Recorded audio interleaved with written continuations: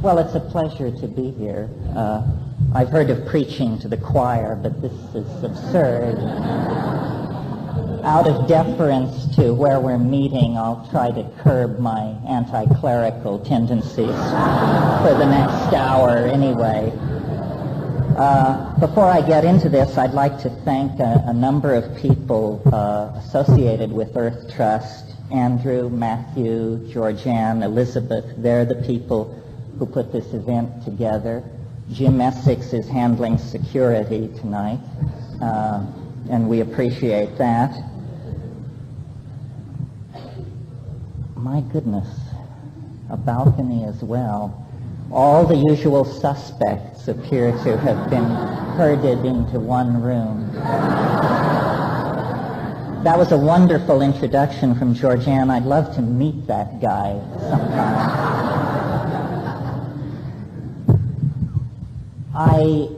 I accepted this invitation to speak because I think what the Earth Trust Foundation is doing is not only very important, but I also perceive the potential for a pun in their name, and I'll talk about that a little this evening. I think we're living through extraordinary times, even more extraordinary than usual over the past couple of years.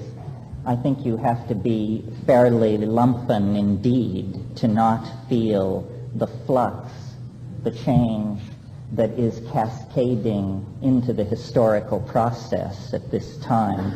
Bifurcations, opportunities for choice are opening up all around us, and yet it's a kind of coincidentia positorum. There's also great risk, great anguish, great uncertainty about where we as a species and as a planet are headed. And I certainly don't have any final answers, but I think that we can talk about these things and build a sense of community and a sense of direction that is capable of overcoming some of the paralysis that has characterized the last couple of decades. Because as we move closer and closer to the millennium, it's becoming clearer and clearer, to me at least, and I would like to try and convince you of the fact that 10,000 years of human history, of the human adventure, are coming to a kind of culmination in our lifetimes. This is the make or break decade, this and the decade which will follow it. The human enterprise has grown from an enterprise confined to one primate species isolated on the grasslands of Africa to an enterprise which now echoes and re-echoes in the life of every organism on the planet. We have, for better or ill, seized the tiller of planetary development, seized the tiller of human history, and the question is, whither are we headed? Where do we want to take the human adventure?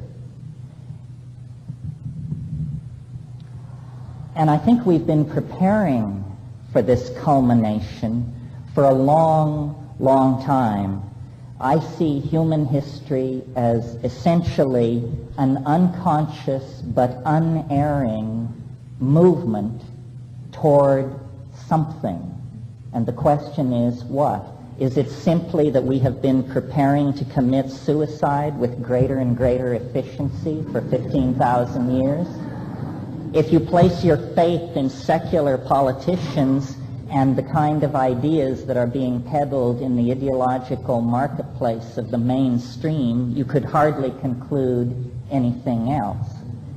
But I submit that occluded from our vision, and for very good reasons, is the raison d'etre of this process, human history, and that we are now in a position to raise the veil on what that goal might be.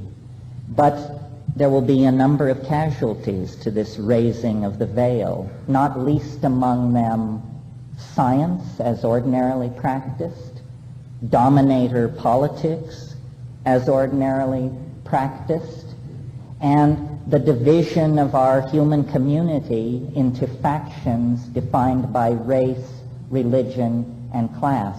All of these institutions and styles of the past have now become essentially lethal if we expect to evolve deeper into some kind of humane future. My interest in this, or my awareness of these issues, has grown over the years through an involvement in shamanism. Shamanism that was specifically rooted in the kind of experiences that are induced by psychoactive plants. Now, this is an area that our society is extraordinarily phobic and nervous concerning. And the reason, I think, is not far to seek, because institutions, modern institutions, depend on the transmission of a certain worldview and then willing acquiescence in the truth of that worldview by the populations into which it is being exported. In other words, a kind of cultural brainwashing is necessary for modern cultures to work at all. And the consequences of the acceptance of this situation of brainwashing is further acceleration toward catastrophe. Many people are in anticipation of a kind of apocalypse, a kind of complete breakdown of social institutions and ideals. And I must say to you, the apocalypse is not something which is coming. The apocalypse has arrived in major portions of the planet, and it's only because we live within a bubble of incredible privilege and social insulation that we still have the luxury of anticipating the apocalypse. If you go to Bosnia or Somalia or Peru or much of the third world, then it appears that the apocalypse has already arrived. And I wonder then, what magnitude of responsibility rests upon those of us who still have the luxury of the time and the clarity to think about what can be done to save ourselves, and in so doing save the planet. And the conclusion that I've reached, and it's not easily condensed into a bumper sticker, unfortunately, is that we have to, this is something that I evolved in my own personal life, which is when you lose the thread, when you become confused, the best strategy is to think back to the last sane moment that you knew and then act from there. And this is an impulse that affects societies as well as human beings. This year we celebrate the 500th anniversary of the discovery of the New World, our world. Now that was a historical event essentially financed by Italian banking families and the spin-offs of their enterprises. They created a world on the wreckage of the collapse of the medieval Christian eschatology based on classicism. And that model has survived and functioned fairly well up into the 20th century. This is a standard impulse within a society, to go back to an earlier time and to create new models and new institutions based on an ever more ancient past. Now our situation is global and extreme. And so when we reach back into the past for a model, we have to pass over Greece. We have to pass over dynastic Egypt. We have to go back to a time before history, before the fall into hierarchical dominance, before city-states, before slavery, before advanced technology, before agriculture. And when we go that far back into time, we discover a world that until very recently was completely incomprehensible to us, a world that it was thought of as primitive, simplistic, childlike, as late as the 1950s, and for many people unto this moment. But careful analysis of these Aboriginal societies leads to the conclusion that history is a dysfunctional state of some sort. History is an act of brutish insensitivity, only achievable through an act of self-limitation from the demands and the inspiration of nature. And I reach these conclusions basically as a rationalist. I think that, and this is based largely on the content of the psychedelic experiences that I have had and that I have had described to me, not only by Aboriginal people, but by people such as yourselves. Apparently there is a great discovery or insight which our culture is deliberately designed to suppress, distort, and ignore. And this is the discovery that nature is some kind of minded entity, that nature is not simply, the random flight of atoms through electromagnetic fields. Nature is not the empty, despiritualized lumpen matter that we inherit from modern physics, but it is instead a kind of intelligence, a kind of mind.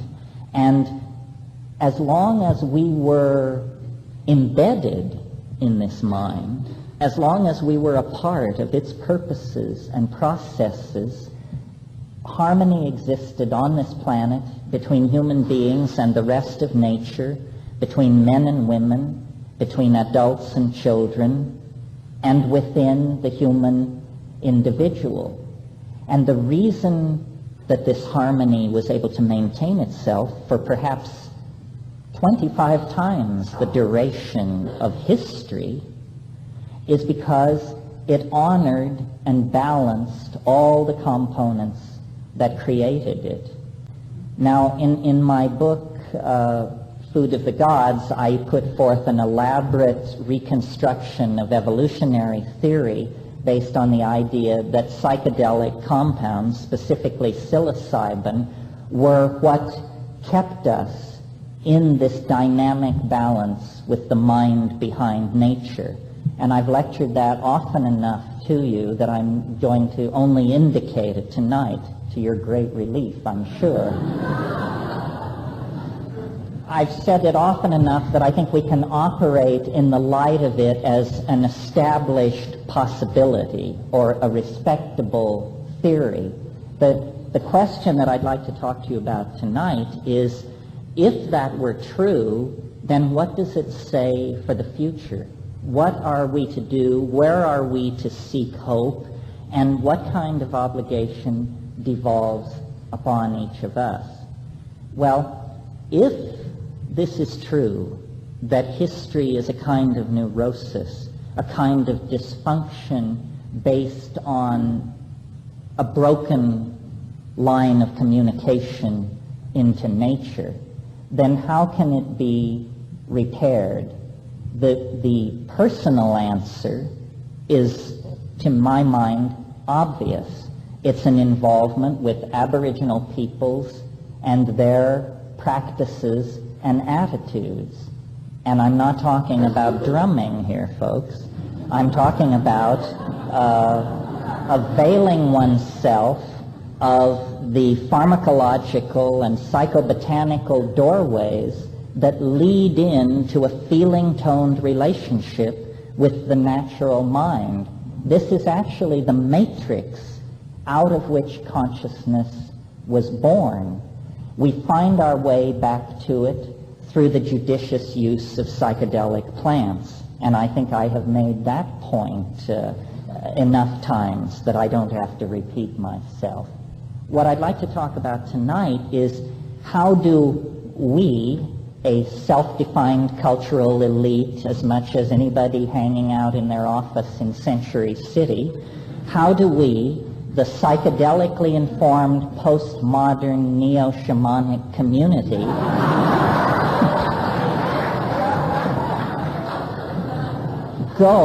move from being a tolerated and somewhat loathsome fringe population to a voice in the dialogue here in anticipation of the end of the world that can be heard. How do we do that? Well, I think that there are a number of possibilities, and I always enjoy making this point in this town particularly, because this is the city of the graven images, not in gold and stone, but in film and light. This is the meme engine of the Western world. Those of you who work in media know the power of the word. As it is said, so shall it be.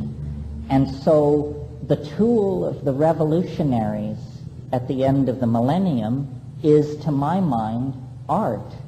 Art which connects people, which transcends the mundane, and which empowers hope. And, of course, it can have many forms and occur in many media, but it must be true to itself. It must be true to the thing we were before the descent into history. And I don't see history entirely as a pathology. I see it, the story I like, which seems to me to illuminate the situation, is the story of the prodigal son. We, Western civilization, we are the prodigal son. We left the confines of the family of nature, and we made a hellish descent into intellectual limitation, into matter, into model building that was deliberately self-limited. We exercised the spirit from our model building.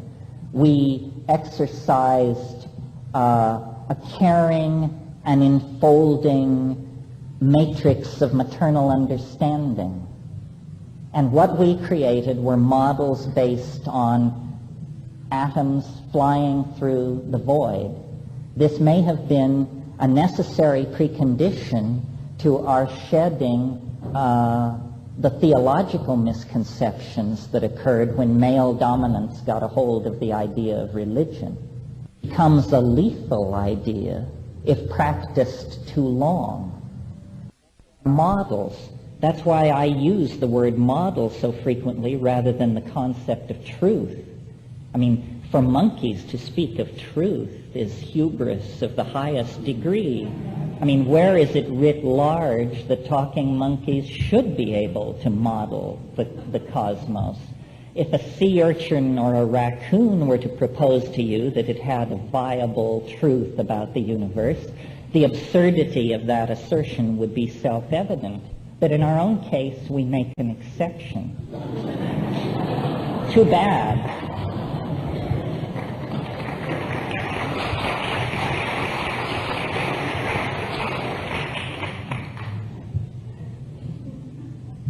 So now, what is happening after 25,000 years or 15,000 years of agriculture is that the processes that seemed eternal, the processes of tilling the fields, smelting metals, establishing markets, cutting deals, so forth and so on, have in our lifetimes emerged as self-limiting processes. You know, people think I'm a wild-eyed character because I predict some kind of transcendent transformation of the world within our lifetimes. But if you could sit in on the board meetings of the people who own the planet, they possess data moving across their desks every day which entirely support my contention that business as usual has been taken off the menu. You have only to propagate the curves of population growth, of HIV infection, of ozone depletion, of toxification of the oceans, so forth and so on. We all know the laundry list, to convince yourself that business as usual is no longer an option. There is no middle way. There is no Ozzie and Harriet third millennium scenario. The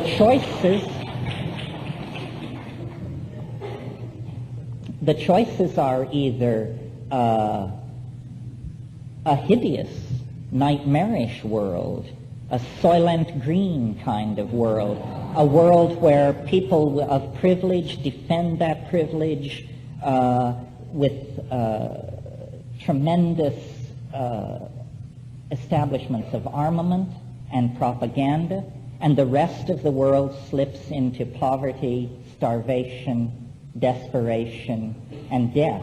This is the kind of world that rationalists fear, and it's also the only kind of world that they can imagine because they are bankrupt of inspiration and ideas.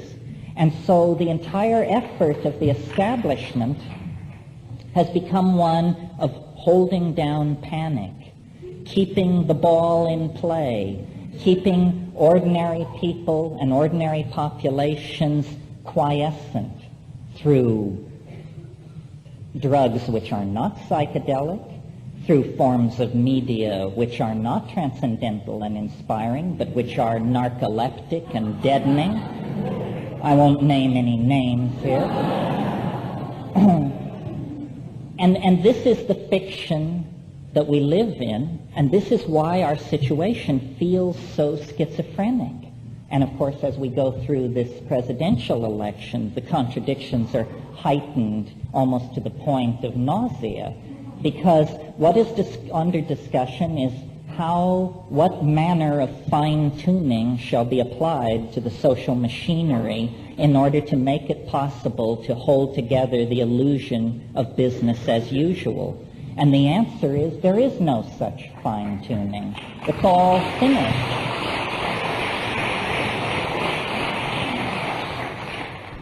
And instead, what is needed is a radical openness to new ideas of all sorts. And I believe that once this radical openness to new ideas is given respectability, the boundless creativity of the human mind will be tapped into and come to our aid. But we have to stop trying to preserve a status quo which has made us neurotic and self-defeating, admit that we have wandered long in the wilderness, and then begin to talk about what should be done about it. And I've always felt that the phobia which the powers that be feel toward the psychedelic experience is essentially a phobia of creativity, a phobia of dissolved boundaries, a phobia of honest discussion on a level playing field. All cultures are lies of some sort. We recently have lived through the very instructive example of the self-destruction of the socialist world. The contradictions became unbearable.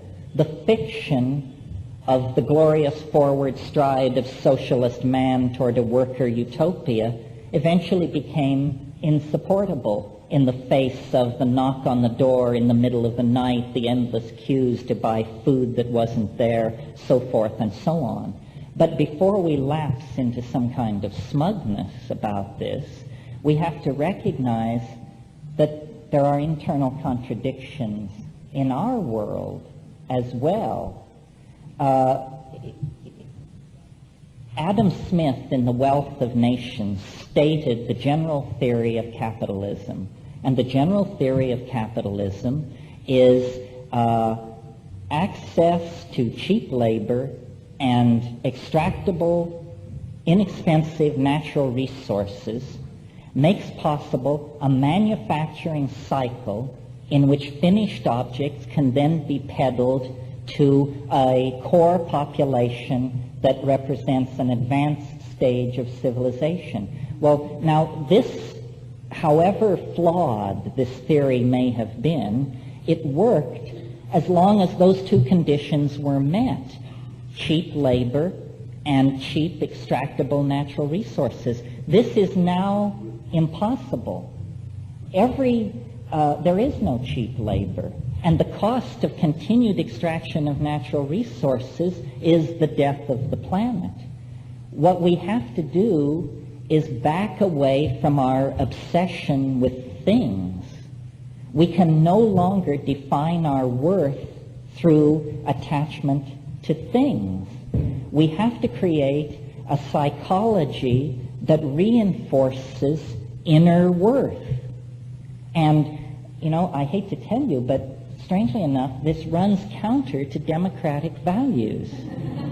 Because the notion behind democratic values is the person as physical atom in a social system.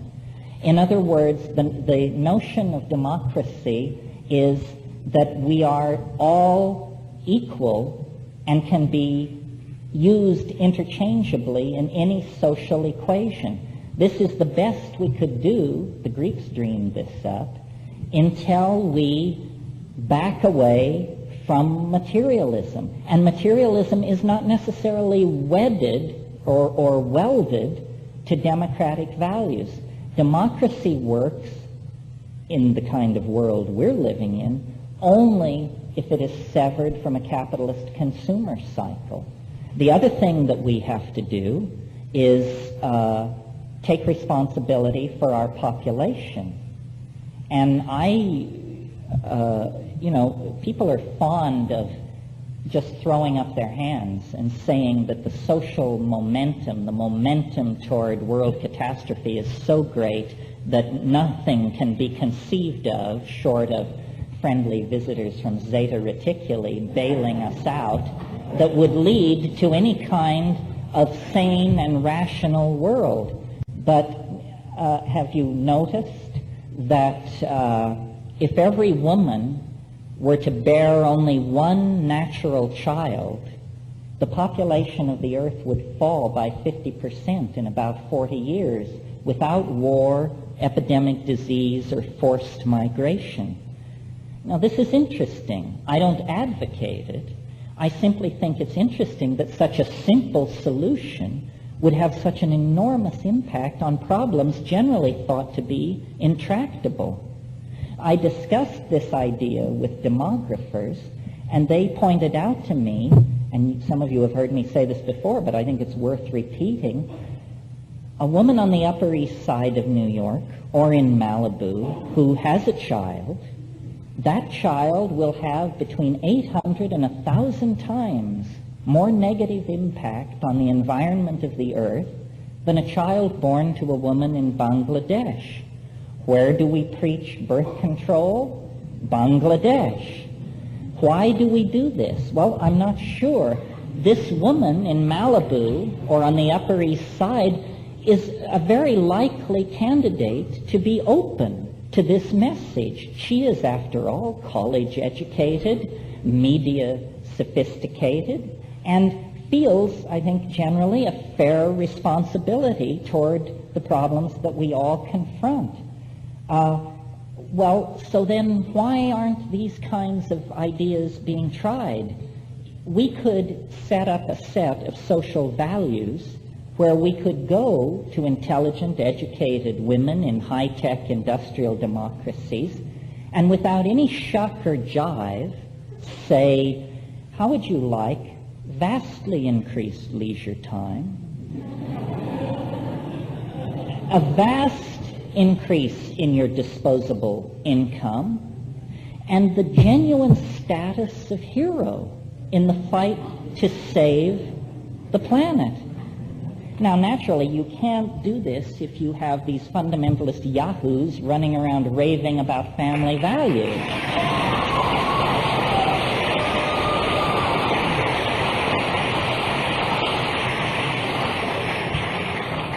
But hopefully these people are going to be shipped back to whatever syphilitic, Bible-pounding rat hole they all came out of in the first place.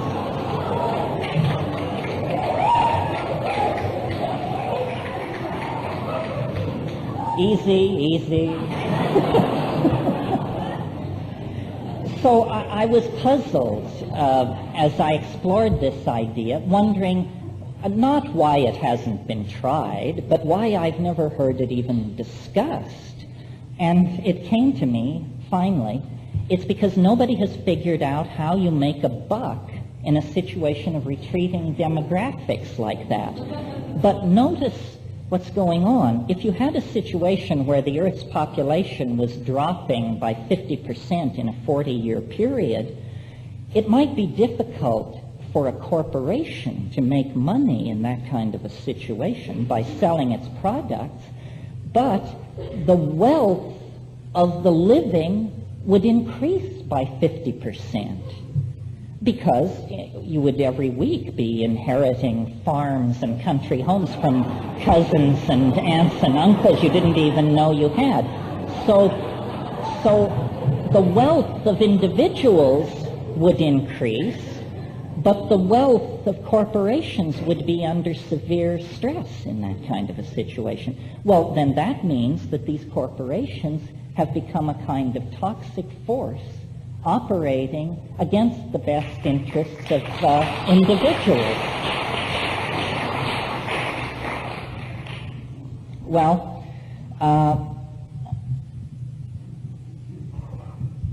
now, the other thing is, and this is sort of a switch in tack, the dematerializing of our lives is, I think, another area where we could make a significant conscious contribution to at least pumping the brakes on the approach toward the passing of a fail-safe point. And that means exploring such admittedly odious possibilities as virtual reality, where light replaces matter and code replaces computer codes and this sort of thing, replace the manipulation of matter by the kinds of crude technologies that we have grown accustomed to. I can imagine a world where we commit ourselves not to something like Star Wars, but if the technical mentality must have a bone to chew on, then let's set a global or national technical goal of producing, by the year 2005, say, a technology which results in something which looks like black contact lenses which are installed in the eyelid such that when you close your eyes, menus hang in space. The entire culture could be dematerialized and downloaded into an electronic virtual culture that would nowhere come tangential to the Earth and require very limited resource extraction. If this mattered as much as being able to knock down 700 incoming intercontinental ballistic missiles in a minute and a half, you can bet your boots it would be on your plate by breakfast time. It is within reach. It's simply that we are not organizing ourselves to save ourselves. We are organizing ourselves to deny our dilemma and to continue the fiction of business as usual. And the only catalyst that I personally, in a lifetime of experience, have encountered that can change us quickly enough to set us moving in these new directions is the psychedelic experience.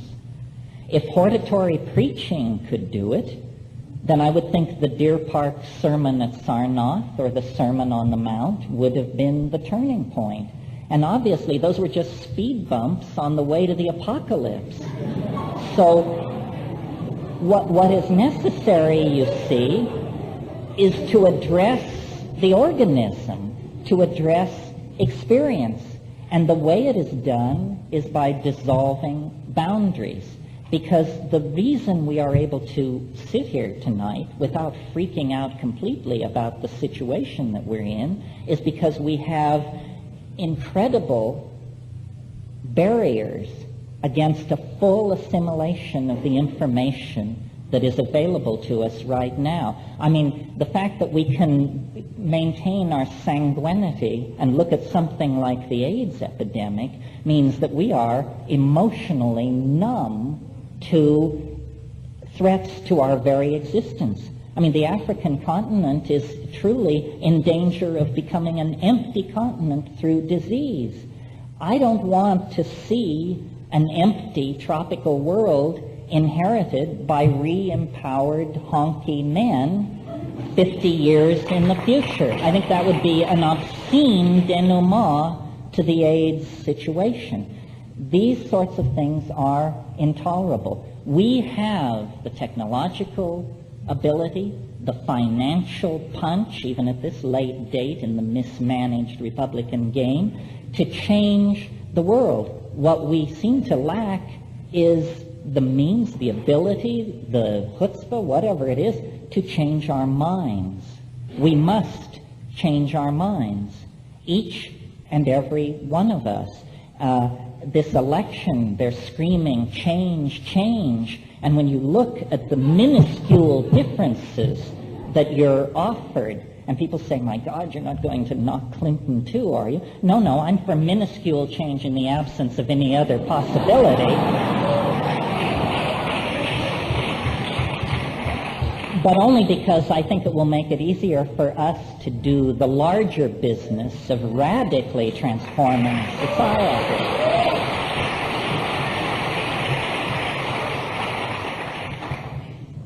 Well, so that's all sort of nuts and bolts stuff.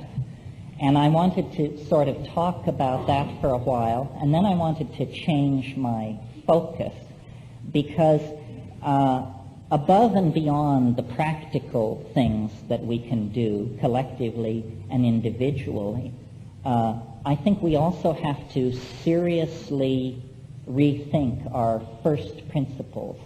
And that leads me in a more philosophical and theoretical direction. I can't fail to talk to you about the conclusions that I draw from the psychedelic experience, because that's been the major influence on my thinking. When I first began experimenting with these shamanic plants, I assumed that the available models would suffice for understanding what was going on. The first available model was you are perturbing brain chemistry, and so you are essentially mixing up the test pattern. That theory could be dispensed with about 30 minutes into the first experience, because these experiences are not chaotic in the old sense. They are coherent, architectonic, transformative. They are not the antithesis, but the quintessence of meaning. Meaning is enhanced, not obliterated. So then I moved on to a kind of Freudian expectation. These psychedelic plants and compounds must be a kind of instant psychotherapy, a catalyst for the study of personal neurosis, a tool for the recovery of traumatic memory, so forth and so on. All true, but woefully inadequate to the totality of the experience, much of which seems to lie far outside the parameters of some notion as cheerful as instant psychotherapy. Okay, so then jack the metaphor slightly higher. It must be then that it was not Freud but Jung who was right. And so it must be that this is an insight into not only my personality, my past, my trauma, but a collectivity of myth, of expectation that is written into the mammalian and primate genes that we carry in our bodies, and that these vast forms glimpsed in the psychedelic dimension are in fact the archetypes of Jung. They are the overstructure of the mass psyche that arises out of our physical and mental organization, and around which language crystallizes various cultural interpretations in which we then take up residence and cheerfully and unthinkingly live out our lives. Well, turns out that also is completely, while true, inadequate to the sum total of the experience. So in the past few years, and probably because I have been associating with mathematicians and people like Ralph Abraham and Rupert Sheldrake a bit, I've come to what I call the geometric model of the psychedelic experience. And I certainly don't represent it as the end of the intellectual road, but it is a provisional model that is the best I can do at the moment. I think that, and it seems logically compelling to me, that consciousness as ordinarily experienced is a human ability shaped by evolutionary pressure. And since evolutionary threat and harm usually comes at us in three-dimensional space, this is where consciousness has been forced, really, to concentrate and define itself. Now, lest I'm not making myself clear, let me restate it. Because of the possibility of being stepped on by woolly mammoths and eaten by saber-toothed tigers, the primitive evolving mind of human beings concentrated on nearby space and time, because that's where threat comes from, the kind of threat that has to be immediately responded to by running away or fighting or something like that. But consciousness, if the psychedelics prove anything, they prove that consciousness is an incredibly plastic and malleable medium. And so what happens when you take a compound like psilocybin in silent darkness, in a situation of no threat and low anxiety and low input from the exterior world, is that this function, which is essentially in most situations a closed fist ready to strike out at something coming from nearby, unfolds into something much more beautiful, much more interesting, and much more true to itself. In other words, not defined by an exterior context or situation, but defined by its own mechanics. And when this happens, what we see is, a number of things, or one thing potentially describable in a number of different ways. What we see is that time and becoming is not entirely driven by the consequences of the past. This is the philosophy which reigns in the world of three-dimensional space. But in higher dimensional modalities, it is possible to contact something which I sometimes call the great attractor, sometimes the transcendental object at the end of time, and sometimes the big surprise.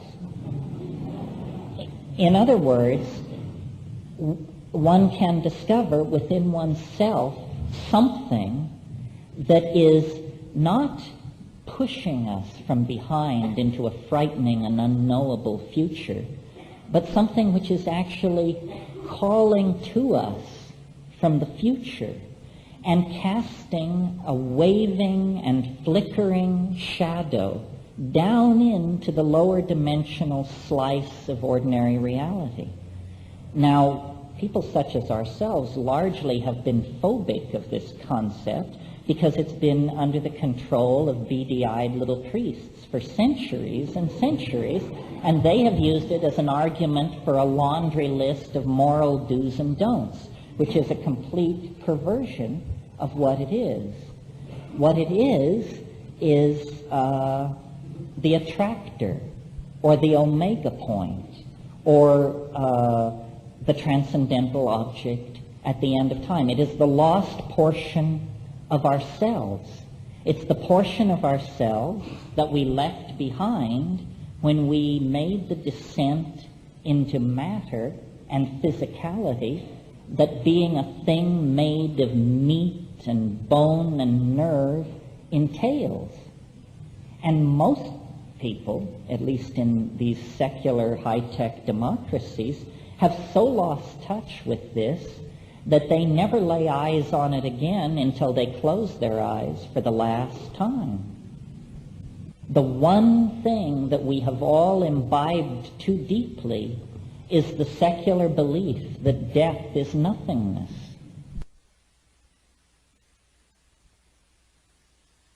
We are left to fall back on the schemes of the secular politicians and the managers. And these are the least worthy among us to lead us anywhere. Culture is a kind of diversion, a kind of entertainment that takes us away from the real business of being. And the real business of being is to cultivate the thing within ourselves which is most like this radiant, attractive force that is drawing all organization into itself. Well, what is it then that we must cultivate within ourselves in order to reflect and do honor to the attractor at the end of history? Well, I think that it's love. That without love, all this intellectual circumlabration and all this linguistic diddling with interior images is flawed and narcissistic. Love is not easily comprehended, perhaps not comprehensible at all. It is a mystery into which we are being absorbed. And at the absorption into the true unfolding of the mystery of love, life and death, history and the eschaton, the aboriginal and the secular are all melded into one. This is happening to us. It's a cliche of modern journalism to say that time is speeding up. It's thought of as a metaphor. It is not a metaphor. The crisis that we are experiencing is in part a crisis in ourselves, but it's also a crisis in the physics of the physics in which we are embedded. You see, to account for history, I think you have to stand the standard model of what the universe is completely on its head. The standard model that we inherit from physics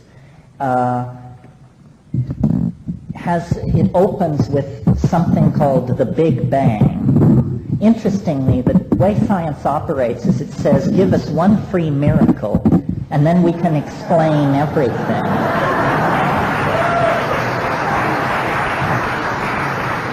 Well, if science gets one free miracle, then I think every ideology ought to be given the same advantage. So I think that the miracle of the Big Bang is an unlikelihood so preposterous that it could almost be seen as the limit case for credulity.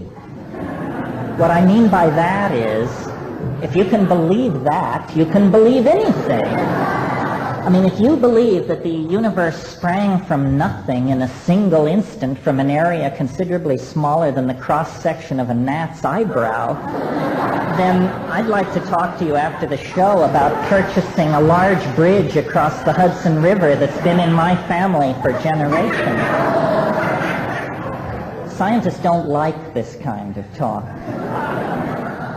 If I get one free miracle, then where I would put it is not in the absolute ultra-hyper vacuum of the pre-physical realm before time and space began its unfoldment. That seems to me an extraordinarily unlikely place to have a universe spring from. I think the place to put the free miracle is at the in a domain in which there are many kinds of energy, many kinds of motion, many forms of organization, inorganic, organic, social, aesthetic, psychological, so forth and so on. In other words, a world somewhat like our own. And so I believe that we are actually moving toward the culmination of history which all these cockeyed religions actually promised. It's just that they so distorted the vision in order to get their moral laundry list tagged onto the thing that it became oppressive and unrecognizable. But you see, if there were only chipmunks and wildcats and cockroaches on this planet, then Darwinian evolutionary theory as modified by molecular biology would be completely adequate to explain the situation. It is ourselves that overturn that cheerful model of what is going on. We represent a breakout from the rules of organic nature and evolution that is no mere small exception, because whatever this breakout that we represent is, it has become the dominant force shaping the planet. Well, what is it? It's that history is the shock wave of eschatology. I think of the surface of a pond, and the time before history is the surface of that pond at absolute equilibrium, calm, mirror smooth. Well then, the surface of the pond begins to churn and ripple and froth. Why? Because something enormous is moving beneath the surface. Something is about to break the surface. History is that agitation of the pond of time. All these migrations, technologies, civilizations, martyrs, saints, kings, fiends, all of this language, poetry, propaganda, these hideous paintings with people's eyes rolled back in ecstasy, the architectonic forms, all of this is an anticipation of something literally unthinkable, but something which invades our lives, our dreams, our psychedelic experiences with increasing urgency, because we are being pulled toward it at a faster and faster rate. This is what the psychedelic experience in the modern context reveals, because really, in my notion, the shaman is a geometer, a hands-on geometer. And what the shaman is doing is rising out of the plane of mundane cultural existence. Mircea Eliade uses the wonderful phrase, rupture of plane, to describe the voyage of the shaman up the trunk of Yggdrasil, the cosmic world ash. Well, this rising out of the plane of sanctioned mundane existence literally gives a higher perspective. And what that higher perspective shows is the flow of information out of biology into the epigenetic domain of language, song, drama, mask making, and then writing, sculpting, and then electronic data transfer, so forth and so on, and then the flowing forward of these self-reflecting noetic activities into the domain, the field, as it were, of this transcendental object at the end of time, which cannot be, at this point in history, defined because it is below the event horizon of the historical process. All that we can see of it at this point in time is the rosy glow of its promise. Dawn is breaking over Jerusalem. The east is streaked with red. And, every click of the cosmic clock brings us closer to the process for which the planet called us into existence. This is the revelation of the Gaian mind. This is the end of the fiction of civilization and the return to a kind of symbiotic dynamic with a mind whose depth and dimensionality cannot be known by the primate mind of human beings. We are literally moving into the field of a mystery. In fact, its hold on us is now so great, the channel so straight, the walls so steep, that there can't be any turning back. This is the process that was served by the chipping of the first flint, the raising of the first temple, the offering of the first sacrifice, and we now are in a position to understand this, to appreciate this process, and to communicate it to other people. Because without this model, I've racked my brain, I don't think there is a way to make sense of what is happening to the world. Many of you have heard me say, but I think it's worth repeating, what is happening here is not the death of a species or the death of a planetary ecosystem. What is happening here is the birth of a new cosmic order. And if you were to encounter someone giving birth, and you had never seen it or even heard it, your impression would be one of emergency. Blood is being shed, there's moaning and groaning and pain and pleading. It's a great leap to be able to look at this and say, aha, something wonderful is happening here. A new life is about to enter the cosmos. An individual that never existed before is about to take his or her place among us. This is what we are caught in. And, in the same way that the amniotic ocean of the womb must have seemed an environment worth preserving at all cost, so too did the naive dimensions of our resource-gobbling past. But lo and behold, the amniotic ocean grows cloudy. The food is no longer being delivered effortlessly through the umbilical cord. In fact, the walls are closing in on us. And there is a sense of suffocation, of hopelessness, of an impending catastrophe, because we are now in transition. We are in the planetary birth canal of a new order. And the best advice anybody can be given at this point, I think, is hang on, Hannah. You simply must believe, because there can be no going back now, that ahead of us lies an unimaginable world characterized by varieties of freedom and opportunity that it would be preposterous for us to attempt to conceive of at this point, except through the glimmering scintillas of anticipation that come to us from eternity, through dream, through prophecy, through the psychedelic experience. And if we trust in what we know and communicate this empowering vision and act as though it all depended on us and our acts of collective caring and attention to each other and the earth, if we act that way, but know that that is a fiction and that actually we are part of an unfolding process for which life was created, then I think instead of hopelessness, despair, anxiety, division, fear, and loathing, there is a replacement with hope, a sense of community, a sense of transcendental adventure.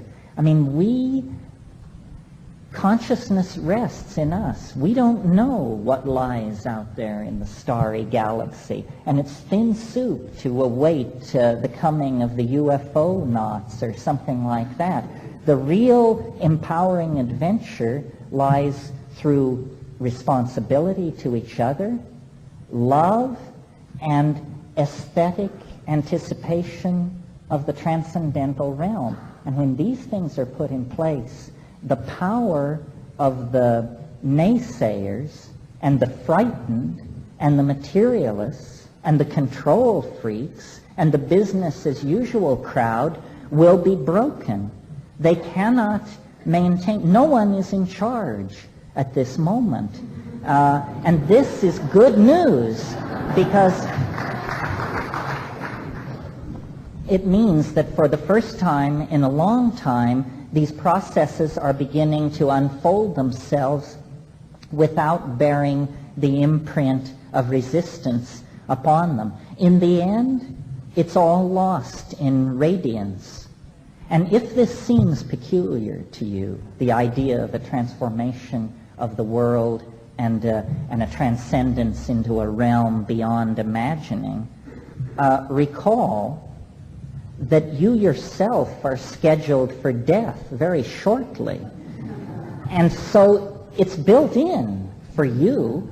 The only twiddle on the dial that I'm offering is that this kind of transformation lies ahead for everything, not the death of the materialists, but the resurrection of the alchemists, the rarefaction and transformation of the human mind and body into some kind of eternal golden vehicle for the roving through and the discovery of a universe wider, grander, deeper than anything that we could imagine. And to preserve its power and its transformative essence, we have to keep it away from moral prescription, from too clear a definition. It is not an unsolved problem. It is a mystery, and closure kills the heart of the mystery. So we have to embrace this uncertainty, not as a problem to be overcome, but as an opportunity for shedding our pasts, shedding the monkey, shedding the bad habits of history that have accumulated, and moving into a world that is literally beyond our wildest imaginings. It can't be any other way. Business as usual, as I said, is off the menu, and now it's a struggle between those who would have us lay down quietly in a kind of anesthesia anticipating ruin, or those who would have us stand up and claim our birthright and go forward into the shamanic domain of the spirit that exists when the human soul and the soul of the earth recognize each other and are united in one. And this is coming, and it's possible, and it's now. And thank you very much.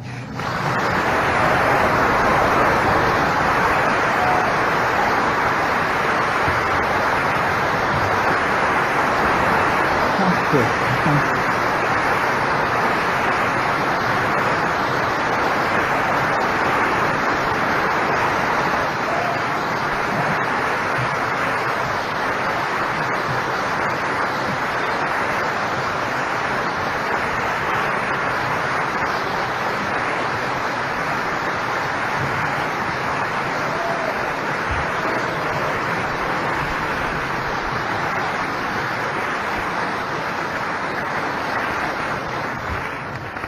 So because of the constraints of time and so forth, we decided we'll go right into a Q&A that we'll do for a little while. So, and I guess they've set up microphones down here. So if anyone wants to ask a question, and Lord knows I hope someone does, come down to the microphone and we'll work through it. Try not to trample each other. Thank you very much, by the way, for your response. This stuff is mighty peculiar. I want you to know I think so too. I haven't grown blasé. Yeah. Whew, you get better, Terence. Thank you. It's nice of you to say so. I've just been really impressed lately with more and more stuff I've been hearing about cannabis hemp, and maybe that could be the trans-time way of aesthetically bringing about this loving, revolution that you seem to be describing. Is that a question?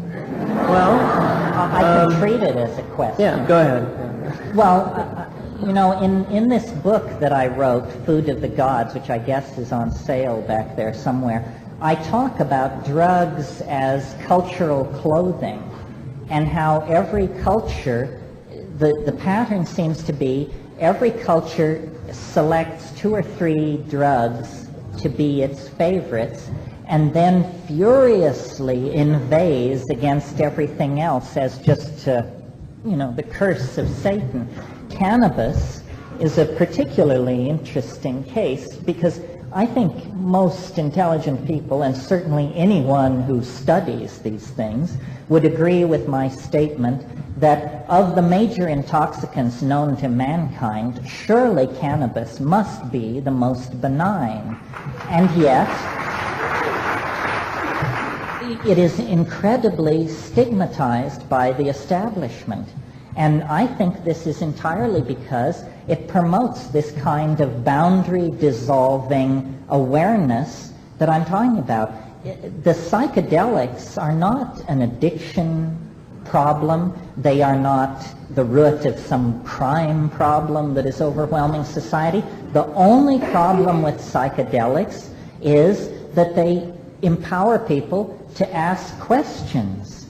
And that which was supposed to be the whole purpose of the American Union, to create a society of free men and women, has in fact become very frightening to the establishment. For example, contrast caffeine and cannabis. Caffeine, it's well known, causes liver cancer. There may be a relationship to heart disease, so forth and so on. It is not the scourge of the earth. On the other hand, it is not the most clean and safe drug around, and many people abuse it. Yet it is written into every labor contract signed between management and labor in the entire Western world as the coffee break. Now, why is that? It's because human beings, having been jacked up on caffeine, willfully return to the keyboard and the assembly line, and the last 3 hours of the 8-hour day that is enshrined in the capitalist ideal is made possible by caffeine. Cannabis, on the other hand, more money has been spent to find something wrong with cannabis than on any other drug in the pharmacopoeia. And, there's nothing there, folks. I mean, there is nothing that you can hold up with certainty. And so, why is it stigmatized and caffeine is not? Because it makes people uninterested in working on the assembly line, interested in long animated conversations, interested in exploring new ways of looking at things, and this is just anathema. The drugs which are dangerous to society are sugar, alcohol, and tobacco, the ones which are freely peddled on every street corner in the Western world. The social consequences, if every alcoholic were a pothead, if every tobacco smoker were a pot smoker, the social consequences for society would be very, very positive. The number of hospitalizations, violent crimes, so forth and so on would decline dramatically. We are not rational in our attitude towards these things. Drugs which empower self-reflection and community are being suppressed. Drugs which permit enslavement either through addiction or to capitalist styles of time expenditure, are promoted, advertised, glorified. This is unconscionable. I mean, I don't want to say any more about it. I've got a long line. But I was actually sort of hoping you'd also comment on the capitalistic potential, because, I mean, this could like be the safe form of capitalism, is, you know, give these entrepreneurs bags of hemp seeds and let them make 10,000 different, you know, luxurious products. I'm all for that. Yeah, I think that the potential of the hemp plant has been deliberately downplayed and distorted because nobody knew what to do about its potential as an intoxicant. I think the whole thing is a disgrace. It's been manipulated and it's been misrepresented, and it's a wonderful thing that these hemp people are coming forward and doing something about it. So you're saying that capitalism might not have to die because we have hemp? Or? Well, capitalism is going to have to severely modify itself. I'm interested. I mean, I'm not anti-capitalist in the sense that I don't think anybody should make a profit. I'm anti-capitalist in the sense that I don't think people should make a living dealing unnecessary junk to people who have been saturated with advertising designed by fiends to distort their judgment. Yeah. This is a question about the Great Attractor, or something you called that. Good. Did you ever see that movie 2001? A couple of times. Could the Great Attractor be symbolized in that movie by the monolith? Yeah, absolutely. I mean, that's the myth of what I'm saying. If instead of having those monkeys jumping around in front of a slab of linoleum, they had them cavorting in the presence of a mushroom, then you would have pretty much had my theory in a nutshell.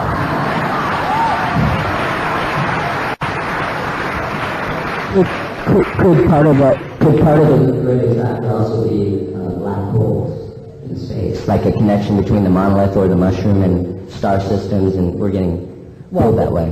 The connection is that a black hole represents a singularity in physics. And what is a singularity? A singularity is a place where the rules don't apply. As an aside, let me point out that, remember how I said science said grant us one miracle and we can explain everything? Well, but then out of the theory of relativity you get black holes. Well, if you talk to a physicist, they will tell you that at the center of every black hole there is a singularity, meaning a place where the laws of physics break down. Well, so then you say to these astrophysicists, well, how many black holes are there in the universe?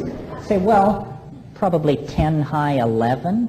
Say, I see. So it isn't that you wanted one miracle, it's that you want 10 high 11 exceptions to your physics, and you call that a coherent theory of space and time? It's more shot through with exceptions than anything I can imagine. So I think it's by analogy.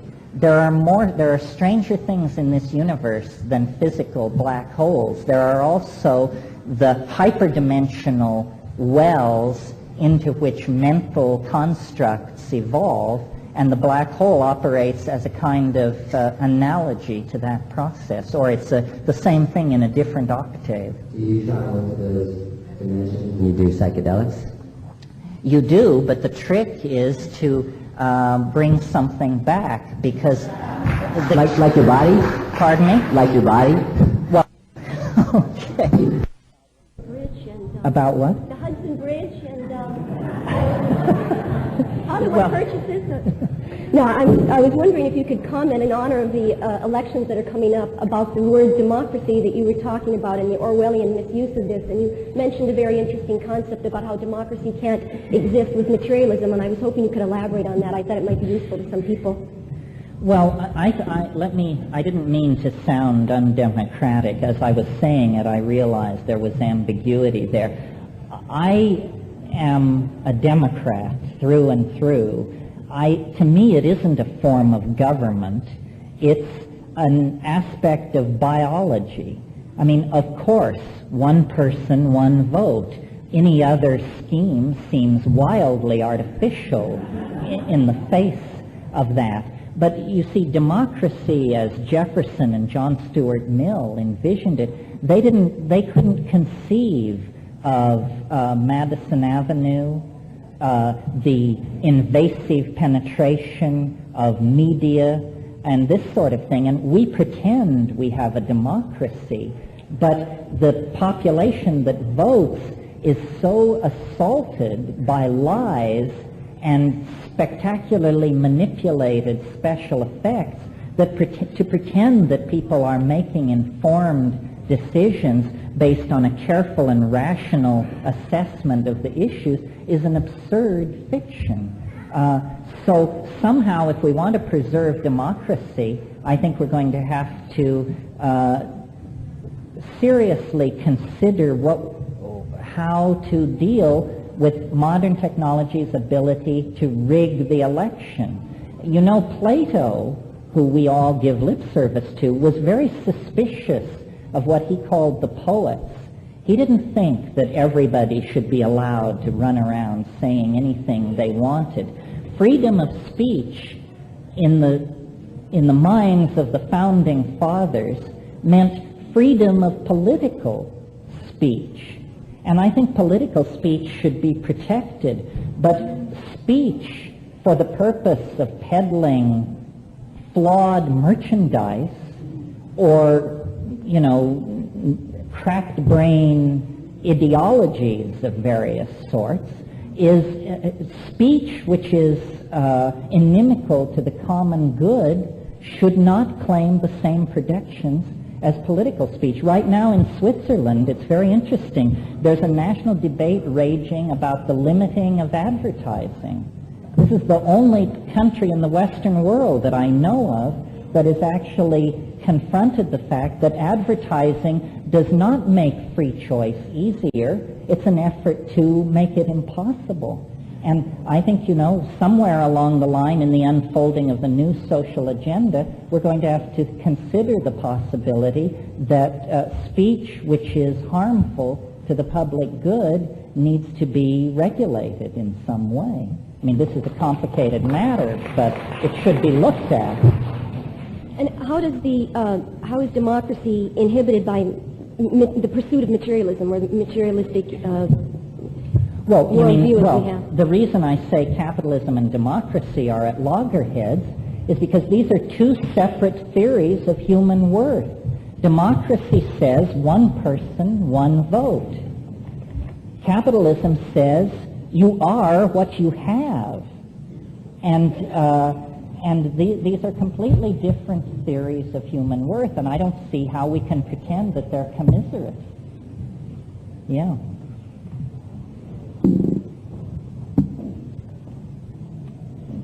Thank you.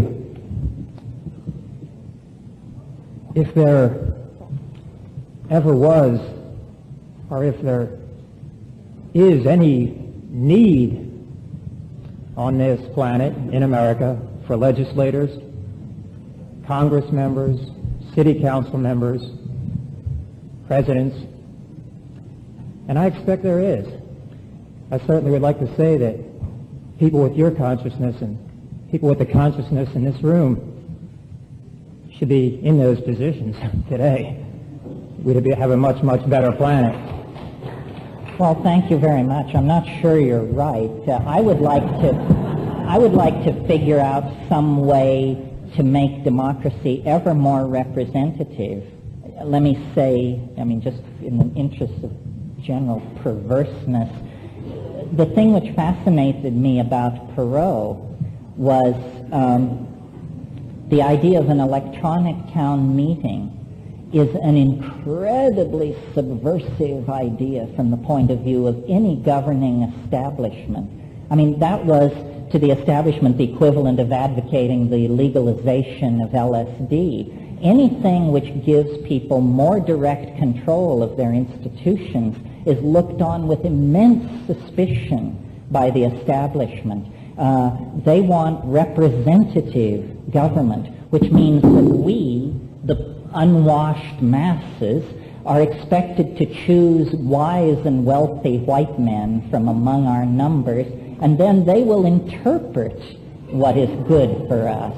and vote for that kind of legislation. I think that the idea of everybody inputting into societal decisions through electronic media is an incredibly radical idea, and not one that any establishment politician of either of the major parties can ever be expected to support or get behind, because that pulls the rug out from under their game. I would expect there's, even with all the similarities, there's much diversity even in this room. I feel there's a popular bumper sticker. It says, if the people will lead, the leaders will follow. I think we can make a difference. And I think it's real important to link the political and the spiritual. I think there's never been a real massively oriented spiritual presence in any election campaign that I've ever seen. And I think the time is right now to save this planet. I think we need to do that we need to go forward in this room and get involved in the campaigns of people that we know are going to make a difference. Yeah, And I agree. the most spiritual statement I can close by saying right now is that this planet cannot tolerate another 4 years of George Bush and Dan Quayle. Thank you very much. Thank you for sharing.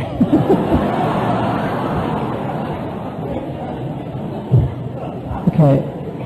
Your speech was very reminiscent of a lot of millenarianism in other religions. In your opinion, this transformation, necessary transformation, will it be a sort of a threshold scenario, or will it be gradual? Well, it is happening, but it's happening ever faster, and it's a kind of asymptotic acceleration. I mean, I think that if I'm right, by the year 2000, a major item of public discourse will be the accelerating dissolution of boundaries. I don't know how much longer they can maintain the fiction of business as usual, because it's getting harder and harder to maintain that something very, very bizarre isn't happening to us. They still talk about business as usual. Should I say this? Well, why not?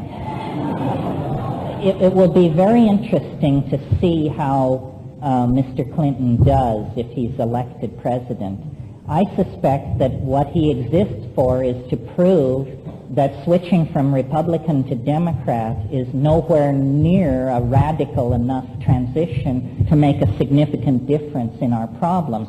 That once we move people of goodwill, and I grant that to those people, once we move people of goodwill into positions of management and discover we still cannot halt the processes that are underway, then we'll be ready for a serious dialogue about serious change.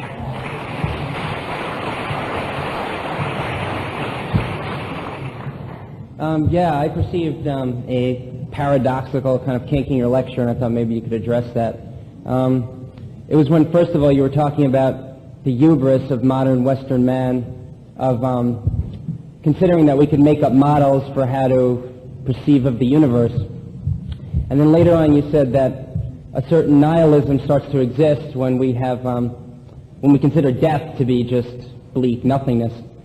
But doesn't the same kind of nihilism tend to exist when you have the same kind of, considering, if we don't consider ourselves rational beings, then don't you start getting the same kind of nihilism, and wouldn't that result in the same problem? And you kind of implicitly address that when you started just making your own model of the universe in the kind of way that you claim Western civilization was doing. You started making up your own model and your own scenario.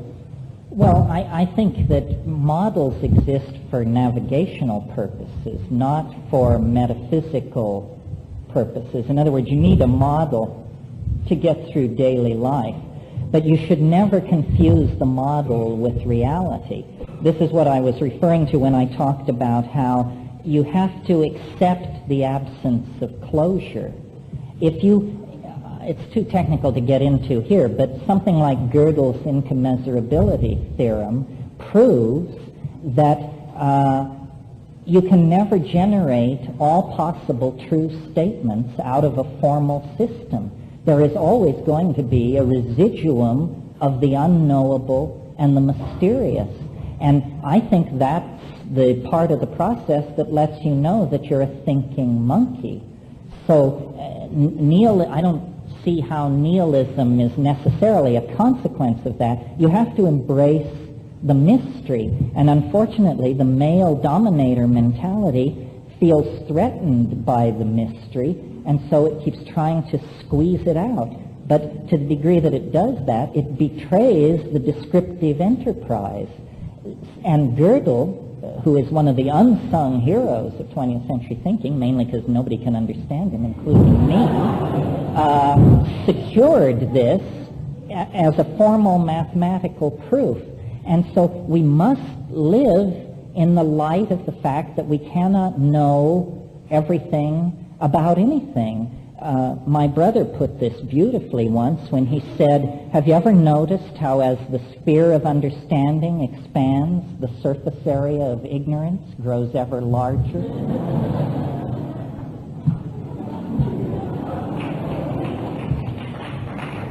With all due respect, you just mentioned something I was going to ask you about. Can you, I'm very interested in the work that your brother was doing and what happened with him, and where I could get some information on the work he was doing. Also, does it have any connection with the 19.5 degrees connection north-south on the planetary alignment and hyperdimensional reality? Thank you.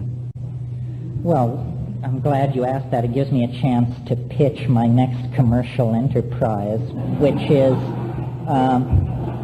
Harper in San Francisco will publish a book next year, which I wrote, actually, called True Hallucinations, which will go over and tell the story in rippingly good fictional style of that expedition to the Amazon and the consequences that flowed from it.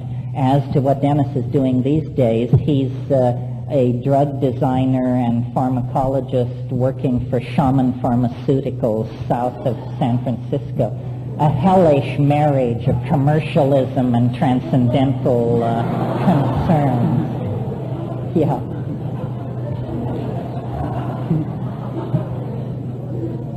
The idea of Shaman Pharmaceuticals, Inc.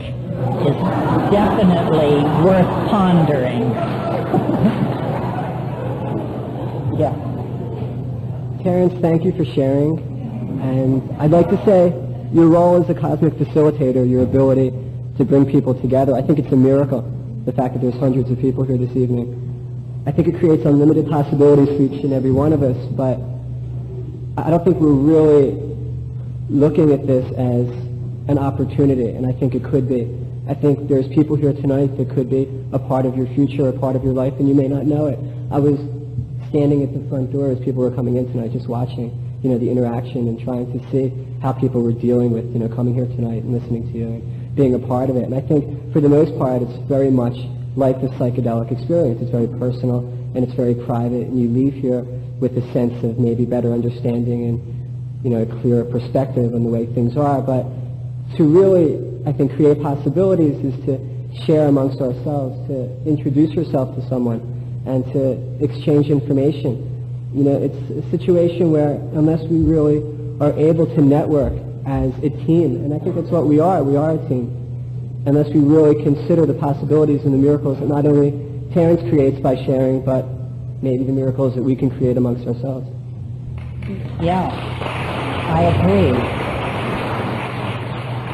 I think one of the major reasons psychedelics are so repressed is so that we will not form a visible community. I mean, this is how homosexuals were suppressed, by making it such an unthinkable lifestyle that if you were one, you dare not speak its name. I'm fond of saying to my audiences, we look pretty much like the rest of society, but you should look around at who's here tonight. Somebody here has what you need, whatever it is. And to the degree that we can make connections, we are more and more powerful. It's literally like coming out of the closet. I mean, you just have to stand up and say, you know, I'm stoned and I'm proud. And what are you going to do about it?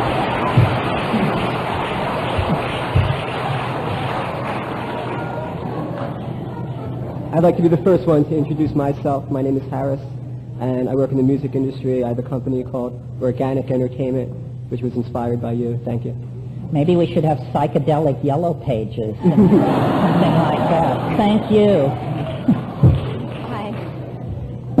I'm about halfway through reading The Maya Factor and by Jose Arguelles, and keep reading on because I think maybe if I read one more page I'll understand what the heck he's talking about. But there seems to be some synchronicity or correlation between what you're talking about as what's coming and between the galactic being that he's talking about. And I wondered if you could speak to that, or if there is a correlation. Well, I think of that work and work similar as the poetry in anticipation of the millennium. And since I don't think of myself as a poet, I'm trying to really nail it to the wall in a formal way. But there is throughout the present world and for some time many different anticipations of a transformation of the world.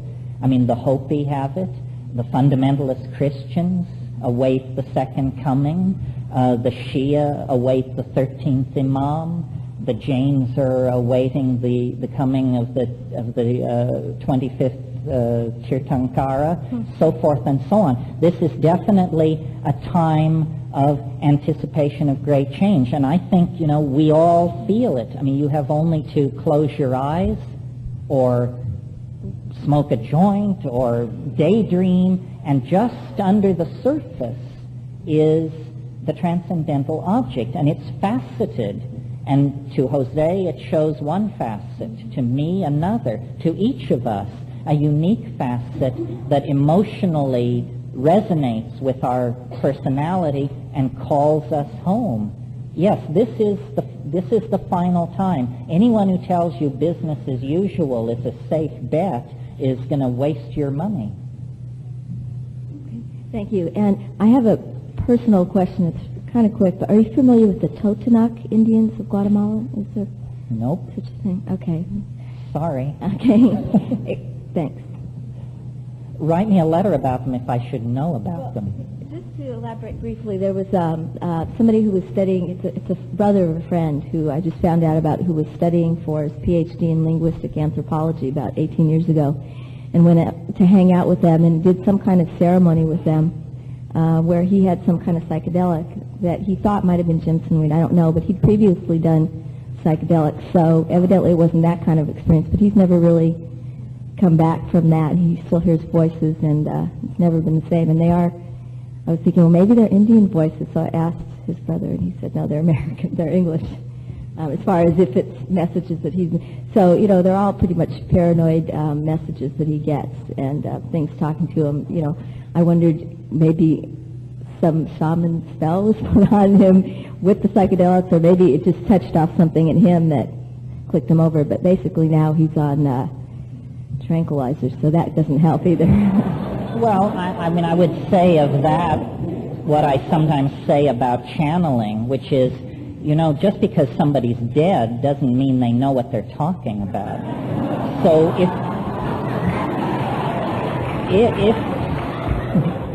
if you have voices, you still have the same obligation to make them make sense that you would if they were sitting in front of you. So you think it's, so you're saying it's a cop-out? Is that what you're... Well, I'm saying you can't just take it at face value. There's no substitute for discriminating intelligence. You have to bring that to every situation in your life, psychedelic or otherwise. One more question. Thank you. Then we're going to have to shut this down. So, you know, This is blame them.